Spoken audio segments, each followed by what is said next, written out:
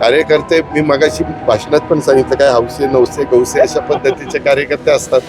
उत्साहाच्या भरात कोण काय बोलतं ते त्यांच्या व्यासपीठावर त्यांना जे योग्य वाटेल ते बोलू शकतात. त्या पद्धतीने त्यांनी काही वक्तव्य केलं असेल, पण मला त्याच्यातला दुरान्वय पण काही माहिती नाही. तो शेवटी त्यांचा वैयक्तिक अधिकार आहे. नाही एक मिनिट, कधीही पैसे त्यांचे थकलेले नव्हते, परंतु विरोधक कारण नसताना आमच्या लाडक्या बहिणींच्या मध्ये किंवा समाजामध्ये अशी चर्चा करत होते की गरज सरो वैद्य मरो अशा पद्धतीने ह्यांची आता निवडणुकीमध्ये यश मिळाले, आता यांची गरज संपली. मागच्या काही सरकारांनी वीज माफी दिली आणि पुन्हा ती मागे घेतली लगेचच निवडून आल्यावर. तसं आपण तर कुठलं काही करत नाही. त्यामध्ये आपण वीज माफीच्या संदर्भातलं शेतकऱ्यांना मदत आणि पुढं आम्ही हे कसं कमी करणार आहे, तर आता सध्या जवळपास अंदाजे 5 लाख सोलर पंप महाराष्ट्रामध्ये दिले गेलेले आणि दरवर्षी त्याच्यामध्ये मोठी भर कशी पडेल अशा प्रकारचा प्रयत्न आहे. म्हणजे एकदा हे 3, 5, 7.5 हे सगळे टप्प्यांनी सोलरवर आले की मग आपोआपच जो आत्ता आम्हाला महावितरणला पैसे द्यावे लागतात ते आम्हाला द्यावे लागणार नाही. म्हणून महाराष्ट्र सरकारने सगळ्यात मोठ्या प्रमाणावर सोलर पॅनल उभे करून सोलरवर वीज निर्मिती करायचा. आणि त्यामध्ये मी आपल्याला सांगेन की राज्य सरकारच्या पण सगळ्या ऑफिसेस ह्याच्यावर पण बसवायला सांगितले. काही ठिकाणी आम्ही पिण्याच्या पाण्याच्या योजना आहेत मजिप्राच्या, त्या चालण्याच्या करता पण तिथं विजेची जेवढी डिमांड आहे ती पण त्याच्यामध्ये अंतर्भुक्त केलेली आहे आणि तशा पद्धतीने आम्ही सोलर पॅनलला मान्यता दिली. धोरण राहिलेलं आहे, तेच धोरण जयंत पाटलांनी स्पष्टपणे बोलून दाखवलं. हेच धोरण खरं तर हीच त्यांची खतखत मनातनं बाहेर आली असेल का? कारण तुम्ही आणि जयंत पाटील अनेक वर्षांपासून एकमेकांना ओळखता. या संदर्भामध्ये जयंत पाटलांनी काय बोललेले हे मला माहिती नाही. तुम्ही प्रश्न विचारता. त्यांनी त्यांचं मत काय मांडावं हा त्यांचा अधिकार आहे. ते त्यांच्या व्यासपीठावर त्यांना जे योग्य वाटेल ते बोलू शकतात. त्या पद्धतीने त्यांनी काही वक्तव्य केलं असेल, पण मला त्याच्यातला दुरान्वय पण काही माहिती नाही.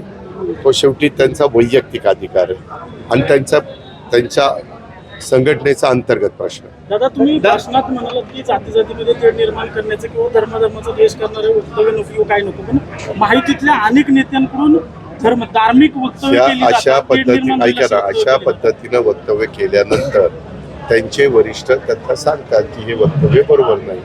काही आता पक्ष मोठा असला की काही कार्यकर्ते तुम्ही काही प्रश्न विचारला तर त्यांना त्याच्यातली पूर्ण माहिती नसली तरी ते काहीतरी उत्तर देऊन जातात आणि मग त्याच्यातनं कधी प्रश्न निर्माण होतात. परंतु नंतर त्याच्याबद्दलचं निरसन हे पक्षाचे प्रमुख नेते करतात. हा काळा दिवस होता. नको असल्या माणसाची विकृतीचे प्रश्न मला कशाला विचार. दोन्ही पवारांनी एकत्र यावं असं म्हटलं जात होतं. कार्यकर्त्यांची सुद्धा 3 पावलं होती. वर्धापन दिनाला आपल्या आलेल्या पण अनेक कार्यकर्त्यांचं म्हणणं आहे की दोन्ही पवारांनी एकत्र यावं. यावर तुमचं मत? या संदर्भात आज आम्ही महायुती सरकारचे घटक म्हणून काम करतो. कार्यकर्त्यांची वेगवेगळी मतं असू शकतात. काही कार्यकर्त्यांची अजून काही वेगळी मतं आहेत. कारण तुम्ही इतर काही कार्यकर्त्यांच्या बाईट घेतल्या, त्या बाईट माझ्याही पाहण्यामध्ये सकाळी आल्या. जेव्हा आता कार्यकर्ता असतो, परंतु निर्णय घेणारे नेतेगण असतात, पक्षातले प्रमुख मान्यवर असतात, त्यांनी ह्या संदर्भामध्ये चर्चा करायची असते. कार्यकर्ते मी मगाशी भाषणात पण सांगितलं, काय हौसे नवसे गौसे अशा पद्धतीचे कार्यकर्ते असतात. उत्साहाच्या भरात कोण काय बोलतं आणि मग तुम्ही तेवढंच दाखवत बसता. केंद्रात नरेंद्र आणि राज्यात देवेंद्रला अजितदादांनी सोडावं आणि आमच्यासोबत यावं असं पुढच्या गटाचे कार्यकर्ते म्हणतात. त्यांनी काय म्हणावं तो त्यांचा प्रश्न आहे ना, मला काय त्याच्याबद्दल करायचं. आम्ही त्यांच्याकडे जाणार नाही, त्यांनी आमच्याकडे. त्यांनी का त्याला काही जो म्हणला ना त्याला काहीच अधिकार नाही. अधिकार आहे वरिष्ठांना. त्याच्यामध्ये त्यांना काय अधिकार आहे मला माहिती आहे. त्याला मीच महापौर केला होता. महापालिका निवडणुकांचं होतं. भाषणादरम्यान तुम्ही तडजोड नको असं म्हटलं होतं. काय तडजोड करू नका असं तुम्ही म्हटलं होतं. या सगळ्या चर्चांना तुम्ही पूर्णविराम दिलाय का पवार कुठल्या तडजोड? तुम्ही जे म्हणाला होता भाषणादरम्यान की तडजोड कोणतीही परिस्थितीत तडजोड होणार नाही. नाही. मी असं सांगितलं की काम करत असताना शिवशाहू फुले आंबेडकरांचे विचारधारेवर मी बोललो. तुम्ही त्याला वेगळं वळण देऊ नका. मी असं सांगितलं, हा पुरोगामी विचारांचा महाराष्ट्र आहे. शिवशाहू फुले आंबेडकरांची विचारधारा ह्या मातीमध्ये इतकी खोलवर रुजली गेलेली आहे, किंवा महापुरुषांची पुण्यश्लोक अहिल्यादेवी होळकर असतील, सावित्रीबाई फुले असतील, राजमाता जिजाऊ असतील, त्यामध्ये अनेक मान्यवर, त्याच्यामध्ये अण्णाभाऊ साठे असतील, खूप जण त्याच्यामध्ये मान्यवरांची नावं घेता येतील, मौलाना आझाद असतील, आणि ह्या सगळ्यांच्या संदर्भातली विचारधारा ही पुढं नेत असताना कुठल्याही परिस्थितीत तडजोड होणार नाही असं मी दादा 4च्या प्रभागाच्या संदर्भातलं काही नाही. मी माझ्या कार्यकर्त्यांना मी एक सांगितलं, मुंबईत एकच वॉर्ड राहणार. काय होतंय, कधी शेवटी मंत्रिमंडळ त्याबद्दलचा निर्णय घेतं, कधी मागे 2चा झालेला आपण पाहिलाय, मध्ये ते उद्धवराव ठाकरे साहेबांच्या नेतृत्वाखाली 3चा झालेला बघितला, त्याच्या आधी पण एकदा 3चा झाला होता, आता 4चा पण काही जण बोलतात. त्याच्यावर मी सांगितलं की कार्यकर्ते खूप मला विचारत असतात, दादा 4चा होणार का, 2चा होणार का, 3चा होणार. त्यापेक्षा त्यांची मानसिकता मी तयार केली पाहिजे ना. कुठलाही जरी झाला 4, 3, 2, 1 तरी तुम्ही तुमचं काम करत राहा, तुम्ही तुमचा संपर्क जनतेशी ठेवा, तुम्ही तुमचा जनतेशी संवाद ठेवा, हे सांगण्याचा प्रयत्न मी केला. प्रफुल्लभाई पण म्हणाले, तुम्ही म्हणताय की जिथे युती होणं शक्य नाहीये, म्हणजे त्या तिथे तर काही उद्या adjustment होईल. आम्ही जर काही म्हटलं आणि काही आमच्या मित्रपक्षांनी ठरवलं नाही इथं आम्हाला युती पाहिजे, तर आपण काही त्यांच्या बळजबरी तर करू शकत नाही. शेवटी तुम्हाला आठवत असेल 15 वर्ष आम्ही महायुती म्हणजे महाविकास आघाडीमध्ये काम करत असताना आम्ही आमदारकी खासदारकीला एकत्र लढायचो, पण स्थानिक स्वराज्य संस्थेला आम्ही त्या जिल्ह्याच्या पदाधिकाऱ्यांना अधिकार द्यायचो की तुम्ही तुमच्या स्तरावर ठरवा काय करायचं. मग काही जिल्ह्यांमध्ये आघाडी व्हायची, काही जिल्ह्यामध्ये काँग्रेस आणि आम्ही स्वतंत्र लढायचो. विशेषतः कोल्हापूर, सांगली, सातारा, सोलापूर, पुणे, नगर या सगळ्या भागात आम्ही स्वतंत्र लढायचो, ते स्वतंत्र लढायचो. दादा, तरुणाई सगळ्यात जास्त पाहायला मिळाली आणि आगामी निवडणुका तीच सुद्धा आमची आहेत. ताकद आहे, तीच आमची शक्ती आहे. त्यांच्या जोरावर आम्हाला पुढं पक्ष न्यायचा आहे, वाढवायचा आहे, आणि त्यांच्यातनंच नवीन कसे नेतृत्व उदयाला येईल हे त्या ठिकाणी आम्हाला पाहायचं आहे. कारण शेवटी मी RR पाटील, जयंत पाटील, दिलीप वळसे पाटील, सुनील तटकरे, आम्ही 99ला एकदम तसे तरुण होतो.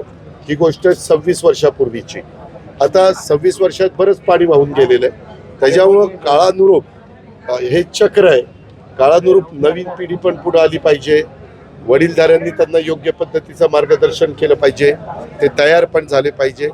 त्याकरता मी बोललो. पण पक्षात माजी नगरसेवकांनी पण पक्षप्रवेश केलेले आहेत बरेच जण. नाही, आम्ही घेणारच ना. पक्षामध्ये मी आपल्याला स्पष्ट सांगतो, कुठलाही पक्षप्रवेश देत असताना साधारण इलेक्टिव्ह मेरिट बघूनच उद्याच्याला उमेदवारी देतो. आता मी पण आत्ताच्या विधानसभेमध्ये माऊली कटके त्याला घेतला आणि उमेदवारी दिली, शंकर मांडेकर घेतला आणि उमेदवारी दिली. असे काही उदाहरणं मी कितीतरी सांगेन. तसं या निमित्तानं अनेकांना वाटतं की आता खासदारकी आमदारकी 4 वर्ष 4.5 वर्ष नाहीये, मग आता कुठं आहे. ह्याच्यातनंच कार्यकर्ता तयार होतो. स्थानिक स्वराज्य संस्थात उभा राहिल्यावर कितीतरी, आता तुमचा शंकर मांडेकर पूर्वी झेडपीचा सदस्य होता, तो आता आमदार झालाय. अशी कितीतरी उदाहरणं. RR पाटील झेडपीचा सदस्य होता, ते उपमुख्यमंत्री पदापर्यंत पोहोचले. आपले विलासराव देशमुख सरपंच होते बाबुळगावचे, ते मुख्यमंत्री पदापर्यंत पोहोचले. मी सहकारामध्ये एका विकास सोसायटीचा पंच होतो, नंतर बँकेला डायरेक्टर झालो, मग खासदार झालो. मग म्हणजे अशा पद्धतीनं कार्यकर्त्याला सत्तेचं विकेंद्रीकरण करण्याच्या करता चव्हाण साहेबांनी त्यावेळेसचा 62ला जो निर्णय घेतला, त्याच्यामुळं कार्यकर्ता तयार होतो. सत्तेचं विकेंद्रीकरण होतं सर्व जाती धर्माला. मग त्याच्यात आम्ही नंतर आरक्षण आणली. त्याच्यामुळे ठराविक लोकांची, तुम्हाला आठवत असेल पूर्वी 40-40 वर्ष एक जण झेडपीचं सदस्य किंवा सरपंच गावचे असायचे, नगराध्यक्ष असायचे, पण नंतर ते बदललं गेलं. मंडळ आयोगाची अंमलबजावणी केल्यानंतर संख्येने कमी असणाऱ्या घटकाला पण प्रतिनिधित्व मिळालं. तो जिल्हा परिषदेचा अध्यक्ष झाला, सभापती झाला, महिला सभापती, उपसभापती, नगराध्यक्ष झालेले आपण पाहिले. आणि तेच शिवशाहू फुले आंबेडकरांची विचारधारा. दादा, मित्र पक्षांबद्दल तुम्ही आता बोलला, अनेक ठिकाणी तुमची देखील ताकद मोठी आहे, मग तिथं तुम्ही स्वबळावर निवडणुका आम्ही लढवता का? पहिल्यांदा आमच्या सगळ्या कार्यकर्त्यांना सभासद केंद्रीकरण होतं सर्व जाती धर्माला, मग त्याच्यात आम्ही नंतर आरक्षण आणली. त्याच्यामुळे ठराविक लोकांची, तुम्हाला आठवत असेल पूर्वी 40-40 वर्ष एक जण झेडपीचं सदस्य किंवा सरपंच गावचे असायचे, नगराध्यक्ष असायचे, पण नंतर ते बदललं गेलं. मंडळ आयोगाची अंमलबजावणी केल्यानंतर संख्येने कमी असणाऱ्या घटकाला पण प्रतिनिधित्व मिळालं. तो जिल्हा परिषदेचा अध्यक्ष झाला, सभापती झाला, महिला सभापती, उपसभापती, नगराध्यक्ष झालेले आपण पाहिले. आणि तेच शिवशाहू फुले आंबेडकरांची विचारधारा. दादा, मित्र पक्षांबद्दल तुम्ही आता बोलला, अनेक ठिकाणी तुमची देखील ताकद मोठी आहे, मग तिथं तुम्ही स्वबळावर निवडणुका आम्ही लढवता का? पहिल्यांदा आमच्या सगळ्या कार्यकर्त्यांना सभासद नोंदणीच्या करता आणि तिथं राष्ट्रवादी काँग्रेसमय वातावरण करण्याच्या करता या वर्धापन दिनाच्या निमित्तानं मी मार्गदर्शन केलेलं आहे. ती आमच्या पक्षाची लाईन आहे. ती आमच्या पक्ष कार्यकर्त्यांना पुढे घेऊन जाण्याची आम्ही आमचं नियोजन. आता शेवटचा मुंबई प्रश्न. महानगरपालिका राहिली तर किती तुम्हाला जागा- मुख्यमंत्री करून टाकले, कारण की त्यांचं म्हणणं आहे की दादाला मुख्यमंत्री करायचं असेल तर सगळ्यात मोठा पक्ष आता ऐका तयार ऐका करावा लागेल. त्यामध्ये प्रत्येकाच्या आता सगळ्यांना वाटणं हे काही चुकीचं नाहीये, परंतु किती काही वाटलं तर 145 मॅजिक फिगर ही सर्वात महत्वाची असते. त्याच्यामुळं कधी कधी पुढच्या कार्यकर्त्यांना पण त्यांचा उत्साह वाढण्याच्या करता, त्यांना त्यांच्यात ईर्ष्या निर्माण करण्याच्या करता, त्यांना त्याच्यातनं प्रोत्साहन मिळण्याच्या करता अशा पद्धतीचं बोललं जातं. मुंबई महानगरपालिकेत किती जागा आहे? मुंबई महानगरपालिकेमध्ये आमच्या पक्षाची स्थापना झाल्यापासून आम्ही 14च्या पुढं कधी गेलेलो नाही. ही वस्तुस्थिती आम्ही नाकारत नाही. त्यामध्ये आत्ता आम्ही आमच्या मुंबईतले असणारे आजी माजी आमदार, आमच्या मुंबईमध्ये असणारे माजी मंत्री आणि संघटनेमध्ये काम करणारे सहकारी यांच्याशी चर्चा करून त्याबद्दलचा निर्णय. ताकद आजमावण्यात त्याच्यामध्ये काही प्रमाणात आम्हाला तर आजवावं लागेल, कारण तिथं आमचे सना निवडून आली, नवाब मलिक कमी मतांनी पराभूत झाले.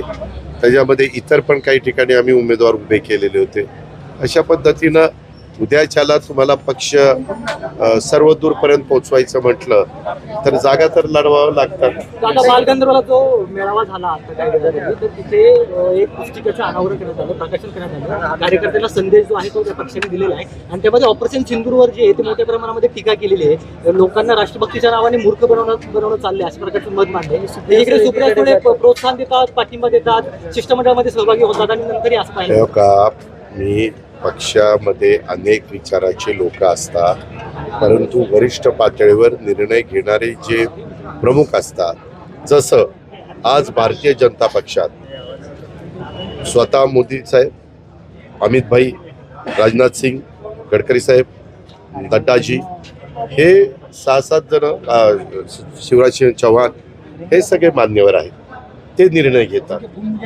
तशा पद्धतीनं प्रत्येक पक्षामध्ये, त्याही पक्षामध्ये प्रमुख लोक निर्णय घेतात. आता हे कुणी काढलंय पुस्तक, काय काढलंय, आता हा कार्यक्रम आहे आणि काही कार्यकर्त्यांनी उत्साहाच्या भरात काहीतरी इथं पुस्तक आहे, म्हणजे त्या पुस्तकामध्ये आम्ही म्हणतो आमचं त्या पुस्तकाला समर्थन नसतं, आम्हाला माहिती पण नसतं, प्रकाशन करून मोकळे होतात.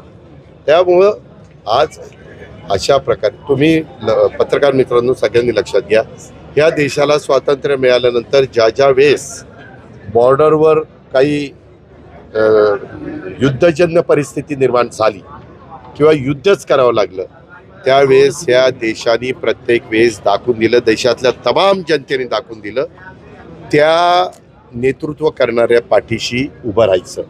वाजपेयी साहेबांचं कारगिलचं पण तुम्ही त्या बाबतीमध्ये बघितलं, पुलवामाच्या वेळेस पण आपण बघितलं, आत्ता पण तुम्ही पाहिलं. त्याच्या मागे इंदिराजींनी ह्याची बांगलादेशची निर्मिती केली होती तेव्हाही बघितलं. ज्या वेळेस घटना घडली त्या वेळेस देश एकसंघ राहून मजबूतीनं आपली जी सैन्य दलं आहेत तिन्ही त्यांच्या पाठीशी आपण ताकद उभी केलेली होती. तशी आत्ताही देश एकसंघ सैन्य दलाच्या पाठीशी उभा होता. Yes Thank you.